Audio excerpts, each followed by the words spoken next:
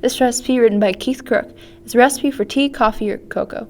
Keith Crook was a member of the Royal Army Ordnance Corps, which is a section of the British Army that deals with the supply and upkeep of weapons, munitions, and other military equipment, according to the RAOC's website. We can safely say that Keith Crook survived the war, as his presumed daughter turned in his book. He is also not listed in the deceased in the U.S. or the U.K. Written in 1940, between the end of September and November, the particular recipe from Keith Crook comes from the military cookery manuscript of London School of Cookery. In the document, food displays its importance to the measuring chart of ingredients required based on how much liquid tea was available. Everything is laid out in a neat chart with types of ingredients listed for the columns and measurements based off of how much liquid tea for the rows. It's almost very robotic in the way that information is laid out.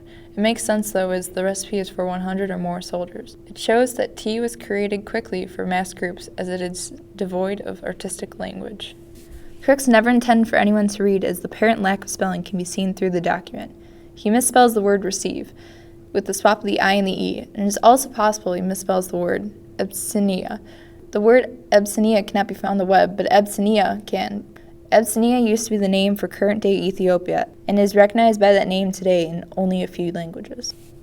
The second recipe that I chose to compare to the document from the military cookery manuscript is from a pamphlet called Like a Cool Breeze on a Summer's Day, Iced Coffee.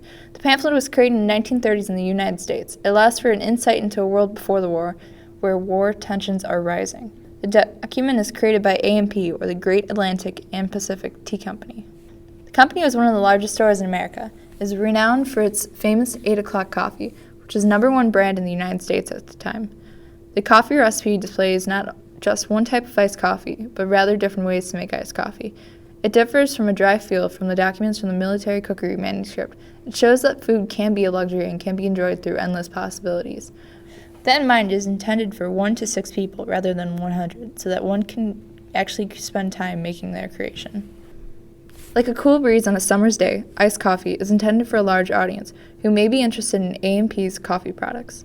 It looks to persuade the reader not necessarily to create the drinks, but rather to buy their coffee. It declares that coffee is America's favorite drink.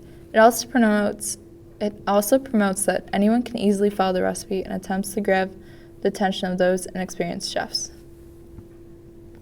Both documents were created in mind with comfort. In the recipe for coffee, tea, and cocoa, it may not seem to be a necessity in war, but it often brings pleasure to the troops.